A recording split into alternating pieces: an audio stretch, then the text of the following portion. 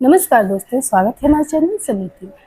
दोस्तों, हम आज इस वीडियो में देवशयनी एकादशी के बारे में बात करेंगे कि देवशयनी एकादशी का हमारे शास्त्रों में क्या महत्व है, हमारे धर्म में क्या महत्व है और देवशयनी एकादशी को क्यों देवशयनी एकादशी कहा जाता है और देवशयनी एकादशी का आप लोग को व्रत कब रखना है और पारण कब करना है।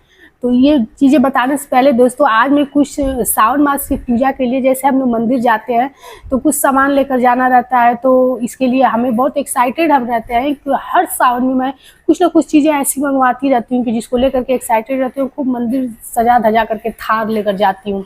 तो दोस्तों, आज मैंने कुछ ऐसे डिब्बे मंगवाए हैं अमेजॉन से, हमको बहुत प्यारे लगते हैं। मैं जब अपने मायके में थी तब भी ऐसे मंगवाई थी, फिर यहाँ आई हूँ तो यहाँ भी यही डिब्बा मंगवाई हूँ। मतलब मुझे बहुत ये कंटेनर अच्छा लगता है। तो आप लोग कमेंट बॉक्स में लिख करके जरूर बताइएगा कि आप लोग को कैसा लगता है। जैसे इसमें आप लोग कुछ किचन की भी सामग्री रख सकते हैं और जैसे ड्राई फ्रूट वगैरह रख सकते हैं। और लेकिन मैंने तो स्पेशली इसमें मंगवाया है, जैसे कि कुछ अक्षत रख लूँगी, भस्म रख लूँगी या फिर से प्रसाद रख लूँगी। और जैसे मैच स्टिक वगैरह आप लोग यदि मंदिर ले जाते होंगे तो क्या होता है कि मैंने बहुत सारे लोगों को देखा है कि मैच स्टिक ले जाएंगे और वो वहाँ जाते जाते गीला हो जाता है, क्योंकि काफ़ी जल उल रहता है, हाथ भीगे रहते हैं। तो दो चीज़ें आप लोग जरूर लेकर जाइएगा मंदिर जाइएगा तो एक छोटा सा कॉटन का कपड़ा, आप लोग डोलची वगैरह जरूर कुछ लेकर जाते होंगे, वो ले लीजिएगा। और दूसरी चीज़ कि माचिस को हमेशा आप डिब्बे में रख लीजिएगा और इसी डिब्बे में छोटी सी पुड़िया बना करके कपूर की भी रख सकती हैं, जिससे कि कुछ गीला नहीं होगा। दोस्तों, ये दो चीज़ें मैं करती हूँ। और मंदिर में मैं बहुत सारे लोगों को, जैसे लोग मना करते हैं कि माचिस नहीं दिया जाता है, लेकिन अब बताइए, मेरे माचिस देने से कोई दीपक जला लेता है तो कितनी अच्छी बात है। तो मैं मुझसे माचिस लोग मांगते हैं, जबकि खुद के पास भी रहता है, लेकिन भीग जाने की वजह से आप लोग मंदिर जाते होंगे तो देखते होंगे कि कैसे पानी पानी सब रहता है, जल गिराया जाता है। तो इसलिए आप लोग ऐसे डिब्बे मंगवा करके, या फिर जो भी आपके पास डिब्बे हैं, ये तो मेरी चॉइस है तो मैं मंगवा ली हूँ, क्योंकि काफ़ी मतलब मैं लेकर के अच्छे से जाती हूँ तो इसीलिए मंगवा ली हूँ। तो आप लोग भी इस एक कोई भी डिब्बे में ही आप लोग माचिस रख लीजिएगा और एक छोटा कपड़ा रख लीजिएगा, क्योंकि घी वगैरह हाथ में जब लग जाता है तो उसको पोंछने के लिए अच्छा रहता है। तो अब चलिए बताते हैं दोस्तों, हमारी बातें यदि आप लोग को अच्छी लगती होगी तो एक लाइक अवश्य कीजिएगा और चैनल पे नए होंगे तो सब्सक्राइब कीजिएगा, ताकि हमारी बहनों को ये छोटी छोटी जानकारी पूजा पाठ के बारे में मिले। दोस्तों, मेरा पूजा पाठ में बहुत मन लगता है, इसलिए मैं छोटी छोटी बातों का ध्यान रखती हूँ। और किसी दिन मैं आप लोग को दिखाऊंगी कि मैं कितनी आसानी से जल्दी से बर्तन धुल के पूजा का और सब पूजा पाठ अपना कर लेती हूँ और बहुत देर तक पूजा पाठ करती हूँ। तो क्या क्या करती हूँ ये तो मैं आप लोग को वीडियो में दिखाऊंगी। उससे पहले आप लोग को बता दूँ कि देवशयनी एकादशी कब है। तो दोस्तों, इस बार की देवशयनी एकादशी शुरू हो जाएगी आप लोग को 16 तारीख को और समाप्त होगी 17 तारीख को।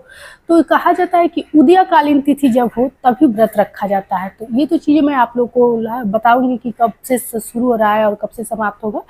उससे पहले आप लोग देवशयनी एकादशी के महत्व के बारे में जानेंगे। देवशयनी एकादशी का मतलब ये होता है दोस्तों कि इसके बाद से सारे वैवाहिक कार्य, मांगलिक कार्य जो होते हैं वो बंद हो जाते हैं। चतुर्मास जिसको कहा जाता है, माना जाता है कि श्री हरि विष्णु 4 महीने के लिए योग निद्रा में चले जाते हैं और ये हर साल होता है।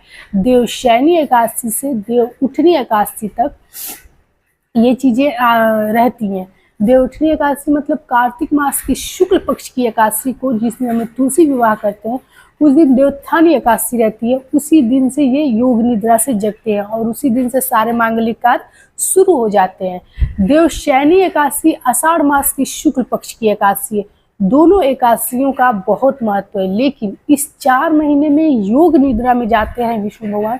इसके लिए आप लोग देवशयनी एकादशी पे कुछ ऐसे उपाय हैं जो अवश्य करें और काफ़ी विधि विधान से पूजा कर लीजिएगा, क्योंकि 4 महीने के लिए हमारे विष्णु भगवान, वैसे तो वो हमारे मन में है, उनके योग निद्रा में जाने से क्या होगा, वही सारे हमारे पालनहार है। लेकिन फिर भी माना जाता है ऐसे शास्त्रों में कि देवशयनी एकादशी पे कुछ ऐसे कार्य कर लेने से आपके जो 4 महीने हैं वो अच्छे से बीतते हैं। तो दोस्तों, ये कार्य आप लोग अवश्य कीजिएगा और सुनिए, वीडियो में पूरा वीडियो देखा कीजिए। आप लोग स्किप करके देखते हैं, फिर आप लोग काफ़ी सारे सवाल करते हैं, तो हमें भी दुख होता है कि हम इतनी मेहनत से आप लोग को वीडियो बना कर देते हैं, फिर आप लोग कमेंट बॉक्स में लिख करके पूछते हैं। तो ये चीज़ें मत किया कीजिए और हमें अच्छा लगता है, हमारे चैनल को एक लाइक कर दिया कीजिए, जिससे कि मुझे भी ये लगे कि मेरे बातें आप लोग को अच्छी लगती हैं। आप लोग की सपोर्ट से ही मैं हर चीज़ें आगे बढ़ती हूँ। आप लोग के सपोर्ट के बिना तो कुछ भी कोई नहीं कर सकता। तो दोस्तों ये चीज़ अवश्य कीजिए। और देवशयनी एकादशी की शुरुआत 16 जुलाई को रात्र में 8:33 पे हो जाएगी और ये होगी समाप्त 17 जुलाई को 9:02 पे। जैसा कि सनातन धर्म में उदयकालीन तिथि का बहुत महत्व है और एकादशी को द्वादशी युक्त जब होता है, एकादशी तिथि जब द्वादशी से स्पर्श होती है तब जाके उस तिथि का व्रत रखा जाता है। तो आप लोग कोई संशय मत कीजिएगा इस एकादशी में, क्योंकि हमेशा संशय हो जाता है 2 दिनों का। 17 जुलाई को ही एकादशी का व्रत आप लोग को करना है, ये चीज़ आप लोग जान गए। अब आप लोग को 10वीं से द्वादशी तिथि के कौन कौन से नियम है जिनको पालन करना पड़ेगा आप लोग को, वो भी जान लीजिए। देखिए दोस्तों, एकादशी व्रत कहा जाता है सभी एक व्रतों का राजा है। आज के दिन देवी देवताओं का व्रत रहता है, तो यदि आप किसी भी देवी देवता का पूजा करते हो तो आज के दिन उनको फल का ही भोग लगाइएगा, क्योंकि देवी देवता आज के दिन अन्न का सेवन नहीं करता है। और चलिए 1 मिनट के लिए मैं मान गई कि आपके घर में बहुत सारे लोग पूजा पाठ नहीं करते होंगे, आप स्वयं भी यदि पूजा पाठ नहीं कर रहे हैं और ये वीडियो देख रहे हैं तो आज के दिन चावल का त्याग अवश्य कीजिएगा, क्योंकि किसी भी प्रकार का आप धर्म कर्म करते होंगे, जरूर इंसान है तो कुछ ना कुछ तो आप करते ही होंगे, तो यदि करते होंगे तो उसका फल नहीं मिलता है। इसलिए एकादशी तिथि को कम से कम चावल का त्याग अवश्य आप लोग करें। एकादशी के व्रत में क्या होता है कि आज के दिन तुलसी माता का ना पत्ता तोड़ा जाता है ना तुलसी में जल दिया जाता है, क्योंकि हम सिर्फ साल में एक निर्जला एकादशी का व्रत रहते हैं, जबकि तुलसी माता को माना जाता है कि वो श्री हरि विष्णु के लिए हर एकादशी को निर्जला एकादशी का व्रत रहती हैं, तो इसलिए आज उनके में जल नहीं दिया जाता है। अब 10वीं तिथि को क्या किया जाता है, जो लोग एकादशी व्रत के लोग होते हैं वो शुद्ध शाकाहारी भोजन करते हैं। और एकादशी व्रत इतना पवित्र व्रत है कि वो 3 दिनों का ब्रह्मचर्य का पालन करते हुए शुद्ध शाकाहारी भोजन और नियमों का पालन करना पड़ता है। दोस्तों, एकादशी व्रत करने वाले लोगों को कहा जाता है कि यदि वो किसी की पूजा पाठ न करें, मात्र एकादशी व्रत जो कि महीने में 2 पड़ती है, एक शुक्ल पक्ष में एक कृष्ण पक्ष में, कुछ लोग गिने चुने एकादशियों का भी व्रत रहते हैं, लेकिन कुछ लोग महीने के दोनों एकादशियों का व्रत रहते हैं। ऐसे साल में 24 एकादशियाँ पड़ती हैं। तो जो लोग एकादशी का व्रत करते हैं वो कहा जाता है कि स्वयं के जीवन को अच्छा बनाने के लिए, स्वयं के पापों को नाश करने के लिए, और कहा जाता है मरण उपरांत वैकुंठ धाम की प्राप्ति होती है एकादशी व्रत करने से। किसी भी प्रकार का पाप कर्म किया गया हो, चोरी हो, ब्रह्म हत्या हो, या फिर से कैसी भी जघन्य अपराध जैसे कि पाप एकादशी व्रत से धुल जाते हैं। हर एकादशी का एक अपना महत्व होता है। हर एकादशी का व्रत करने वाले जो लोग सभी एकादशियों का व्रत करते हैं उनकी तो महिमा पूछिए मत, लेकिन कुछ गिने चुने एकादशियाँ ऐसी भी हैं जिसपे बड़े से बड़ा पाप भी धुल जाता है। तो दोस्तों, 10वीं तिथि को सूर्यास्त से पहले आप लोग भोजन कर लीजिएगा। भोजन में कभी भी सरसों का तेल नहीं होना चाहिए, बैगन मसूर नहीं होना चाहिए, उड़द नहीं होना चाहिए, चना की दाल नहीं होनी चाहिए। शुद्ध शाकाहारी भोजन कीजिएगा और हाँ, चावल मत खाइएगा। इसके बाद से रात में ज़रूर आप लोग को कुछ भूख लगेगी तो आप लोग जैसे कि कुछ भी चाय वगैरह फलाहार ले लीजिएगा, लेकिन भोजन नहीं किया जाता है। अगले दिन ब्रह्म मुहूर्त में जल्दी से उठ जाइएगा, क्योंकि मान लीजिए रोज आप लोग काम में व्यस्त होने के कारण 9 बजे 10 बजे पूजा करते हैं, लेकिन आज एकादशी व्रत है और उसी में देवशयनी एकादशी है, तो ब्रह्म मुहूर्त में उठ करके और आज के दिन पीले फूल की व्यवस्था कर लीजिएगा, क्योंकि आज के बाद 4 महीने के लिए योग निद्रा में चले जाएंगे। तो हो सकता है हर एकादशी को आप लोग ऐसी व्यवस्था न किए हों, लेकिन इस एकादशी के दिन पीले फूल, पीले चंदन से आप लोग जरूर ठाकुर जी को, शालिग्राम को या फिर से विष्णु भगवान की प्रतिमा को अवश्य सजाइएगा, पंचामृत से स्नान कराइएगा और भोग में कोई पीला फल चढ़ा दीजिएगा। इसके बाद से हो सके तो आज के दिन आप बैठ करके घी का अखंड दीपक जला करके, जो सुबह से शाम तक जले, घी का नहीं जला सकते हैं तो तिल के तेल का भी जला सकते हैं, क्योंकि आज देवशयनी बहुत बड़ी एकादशी मानी जाती है। तो जला करके और सुबह या शाम जब भी आपकी इच्छा हो आप लोग आज के दिन विष्णु सहस्त्रनाम का पाठ जरूर करें। कहा जाता है कि यदि संकल्प लेकर विष्णु सहस्त्रनाम का पाठ किया जाए तो बड़े से बड़ा संकट आपका कट जाएगा। ये चीज़ मैं सिर्फ बता नहीं रही हूँ, मैंने जिन लोगों को बताया और जिन लोगों ने ये किया उनके बड़े से बड़े, ये समझिए करोड़ों का कर्ज उतर गया है उनके सिर से।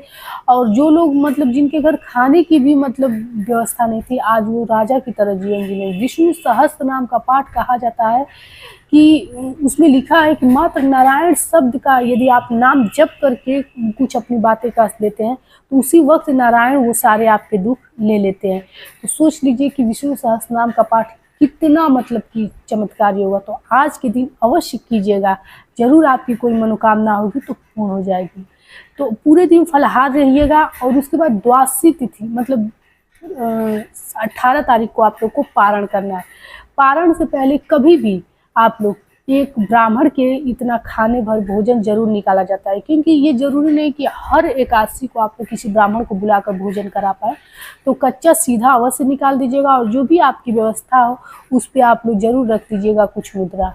इसके बाद से आप लोग खाना बनाइएगा, जिसमें कहा जाता है एकादशी व्रत में लौकी का पारण, लौकी की सब्जी से पारण अवश्य करें, मतलब लौकी का सेवन करें। काफ़ी मतलब कि कहा जाता है कि आपके व्रत को 100 गुना फलदायी बना देता है।